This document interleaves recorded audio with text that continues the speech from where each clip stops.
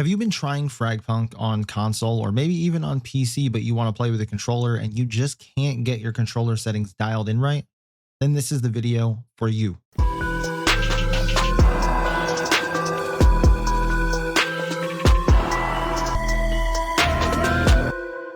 Hey guys, Nightfall here, and this video is a little bit overdue and I apologize. A while back, I put out a general settings video that included all of my controller settings while playing on PC. But since then, I've tinkered with them to get them really dialed into what I like, and also console has released, and the controller feel on that is arguably a little different. I've seen a lot of people say things like controller feel just doesn't feel like it does in other games that I play, or it feels too fast, but then at the same time it feels too slow, or even that it feels artificial or just clunky. So as someone who comes from years of games like Rainbow Six Siege, Apex, and most recently X-Defiant, let me run you through my own controller settings that have helped me, and I'll also explain a bit about how you would change them to your liking, because let's face it, these exact settings may not be exactly what you need for this game to feel like home. So for starters, the first thing we need to adjust is the look sensitivity. This is going to set your baseline. This one I messed with for quite a while before it felt right and eventually landed on 1.7. Turning this for me to 1.8 felt like it was too fast, but 1.7 just felt a tad too slow at times when trying to flick and turn around. But not to worry, we leave it at 1.7. There's another setting that pairs with this later on that makes it feel very fluid.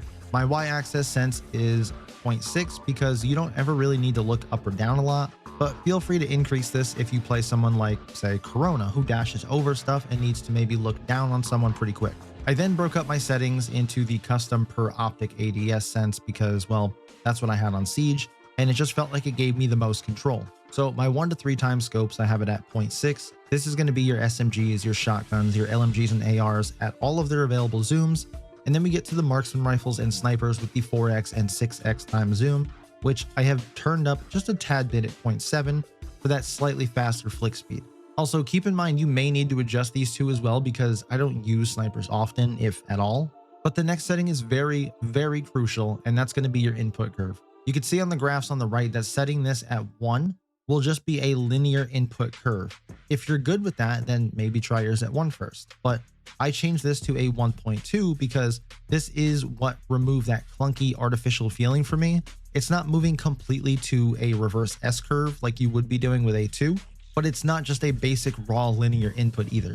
These next two settings are going to be all preference based on your controller. I have my movement stick dead zone set to 0.2 and view stick dead zone at 0. My controller does not have any drift, like at all, but for some reason this game likes to think that it does, so the small increase on the movement dead zone eliminates the small side steps or anything when I'm holding an angle, and the view stick dead zone I left at 0 because what's weird is the drift seems to really only happen when I first load into a game, or if I just stop shooting and stop moving altogether and just don't touch it at all.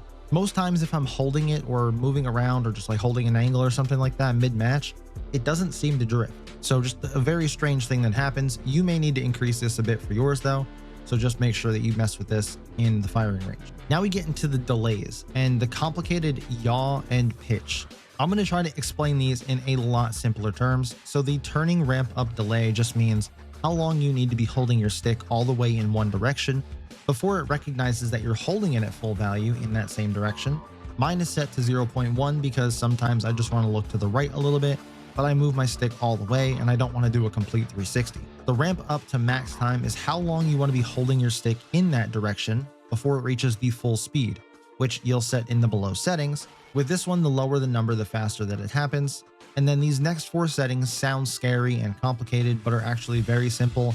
And these are what I referred to earlier at the start of the video when I mentioned that 1.8 felt too fast for me, but 1.7 felt a little too slow for my overall look sensitivity. So the easiest way is to just relabel these in your mind as turning left and right boost and looking up and down boost. Then leave them separated with aiming versus not aiming. These settings will just give you increased look speed either when ADS or not, depending on which of these you're adjusting. So again, because I don't look up and down a ton, both of these up and down are set to 0. And then because I don't need to look completely 180 while I'm ADS, that one is 0. And then the one for not aiming, looking left and right, is set to 0.8 because I want to be able to spin around while not ADS. I want to be able to turn around if I hear something coming from another direction. Now, if you're someone who wants to 180 flick on someone or even 90 degrees look right or left, all while you're ADS, you might want to consider changing that extra left and right boost while aiming setting. Then obviously if you're on console, you want to leave aim assist on. For those on PC, there is a minimal amount of aim assist in the form of a slowdown. The problem is that the slowdown begins to occur in a radius around the enemy. So turn this on after you've played with it in the firing range, but I play with it on even on PC. Then lastly, for those asking for my crosshair settings, because unfortunately on consoles, you can't use the import codes. So here's my settings for the crosshair while I tell you about some major news that you may not be aware of. And honestly, if you don't know, you've got to be living under a rock by now, but FragPunk has released on console for PS5 and the Xbox Series S and X. And you can hop into the action now and join me later tonight on stream over on Twitch, which I'll leave the link for that in the description down below. That's May 2nd, starting at 6:30 p.m. Eastern time. And I'll be giving away 2 pre-order bundles, which looks like this for Xbox and then this for PlayStation. Should be a fun time. I hope to see you there, and I'll catch you in the next one.